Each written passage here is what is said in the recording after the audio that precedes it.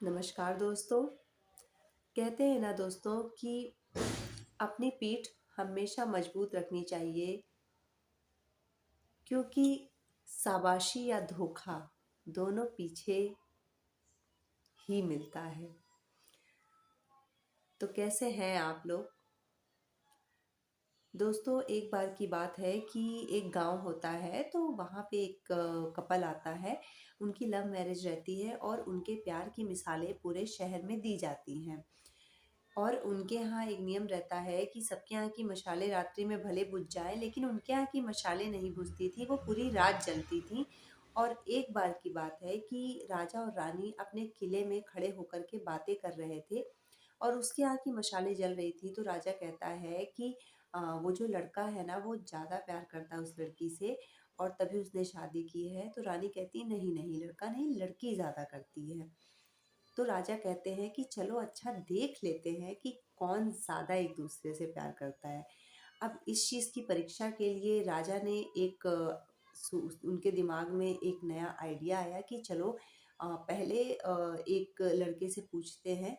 अब एक उन्होंने सेवक को लड़के के पास भेजा, कहा कि देखो, अगर तुम अपनी बीवी को मरवा देते हो तो रानी ने बोला है कि वो तुमसे विवाह कर लेंगी।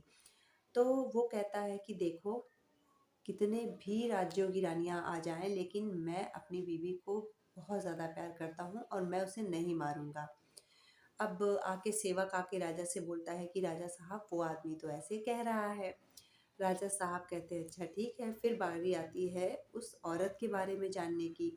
तभी महारानी एक दासी को भेजती है वहां पे, और दासी जाकर के उस औरत से कहती है कि देखो, अगर तुम अपने पति को मार देती हो तो राजा ने बोला है कि वो तुमसे शादी कर लेंगे और तुम्हें इस राज्य की महारानी बना देंगे।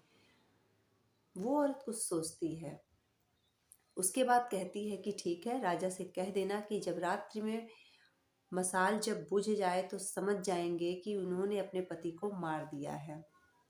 ये सारी बातें जब राजा को पता चलती हैं, तो राजा तुरंत अपने जो सेवक रहते हैं उनसे कहते हैं कि तुम लोग वहाँ पे पहरा दो और कोई भी ऐसी चीज़ें नहीं होनी चाहिए, उसकी मृत्यु नहीं होनी चाहिए, क्योंकि ये तो हमने सिर्फ जानने के लिए किया था और अगर कुछ ऐसा हो जाता है तो ये अच्छी बात नहीं है। अब राजा के वहाँ पे दरबान पहरा देने लगते हैं, लेकिन 3 बजे के बाद होता क्या है कि वो आता है आदमी और उसकी बीवी उसे खाने में कुछ खिला के फांसी के फंदे पे लटका देती है और वो मर जाता है। जैसे ही मसाल बुझती है, तुरंत भागते हैं राजा उसे बचाने के लिए, उसके सेवक, लेकिन वो मर चुका रहता है। तभी राजा ने उसे जेल में डलवा दिया, उसकी बीवी को जेल में डलवा दिया और उसके बाद उनको औरत जात से इतनी नफरत हो गई कि उन्होंने बोला कि मेरे राज्य की सारी औरतों को मरवा दिया जाए, उनका गला कटवा दिया जाए। क्योंकि औरतें जो होती हैं वो धोखेबाज होती हैं। अब वो शिकार पे जाते हैं, शिकार पे जाने से पहले उन्होंने अपने मंत्री से कहा कि मेरे आने के पहले इस पूरे राज्य की औरतें जिंदा नहीं रहनी चाहिए। अब वो तो कह के चले जाते हैं, लेकिन मंत्री बहुत सोच में पड़ जाते हैं और वो अपने पिताजी के पास जाते हैं, जो कि उस राज्य के पहले मंत्री रह चुके थे, उनके मतलब जो राजा थे उस समय, उनके पिताजी के। तो वो सारी बात उनको बताते हैं, तो वो कहते हैं ठीक है बेटा, तू एक काम कर, राजा के आने पे तू सामने मत आना, तू छुप जाना, मैं देख लूंगा कि क्या करना है। तो बोलते हैं ठीक है। उसके बाद राजा आते हैं और देखते हैं कि उनके राज्य में सब औरतें वैसे ही घूम रही हैं, कोई भी अभी तक मरा नहीं है। अब राजा का गुस्सा 7वें आसमान पे चढ़ जाता है। राजा सोचते हैं कि उनके साथ अन्याय हुआ है, मतलब उनके साथ विद्रोह किया गया है। अब राजा मंत्री को ढूंढने लगते हैं, लेकिन मंत्री का कहीं पता नहीं चलता है।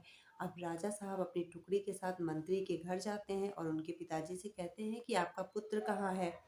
तो कहते हैं कि महाराज, पहले आप बैठिए और बताइए कि हुआ क्या है। तो सारी बातें राजा ने उनसे बता दी, जो भी उस आदमी और औरत की कहानी के साथ हुआ था। अब राजा जब बहुत गुस्से में रहते हैं, तभी उनसे जो उनके पिताजी के, राजा के पिताजी के मंत्री रहते हैं और उस मंत्री के पिताजी रहते हैं, वो कहते हैं देखिए राजन, एक बार पहले आप मेरी बात सुन लीजिए, उसके बाद आपको जो निर्णय लेना होगा आप ले लीजिएगा। वो कहते हैं हाँ बोलिए। कहे देखिए, मैं अपने पिता, आपके पिताजी के टाइम में मंत्री रह चुका हूँ।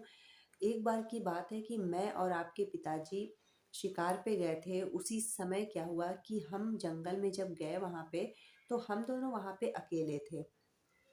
तभी वहाँ पे एक आदमी आता है और वो अ, हमें अपने जाल में फँसा करके हमें कैद कर लेता है।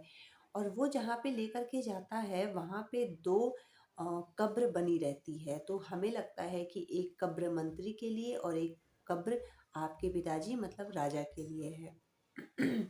अब उसके बाद क्या होता है कि वो एक कब्र में ऊपर से एक लाश गिराता है, तो वो लाश जाकर के उस कब्र में गिरती है और उसके बाद वो सोचता है मंत्री कि दूसरी कब्र उसी के लिए है। और तभी वो अपना आदमी जो रहता है वो मुखौटा हटाता है तो देखते हैं मंत्री कि वो आदमी नहीं, वो एक औरत रहती है।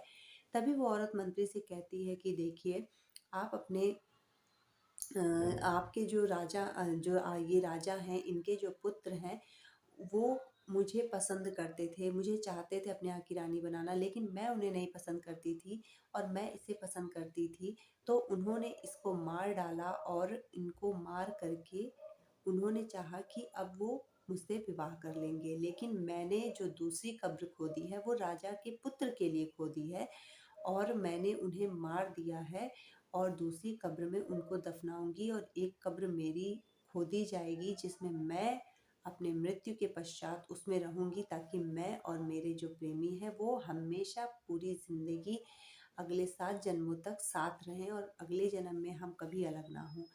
जब ये बात राजन सुनते हैं तो उनको ये बात सही लगती है, क्योंकि उनके एक भाई और रहते हैं जिनकी मृत्यु हो चुकी रहती है।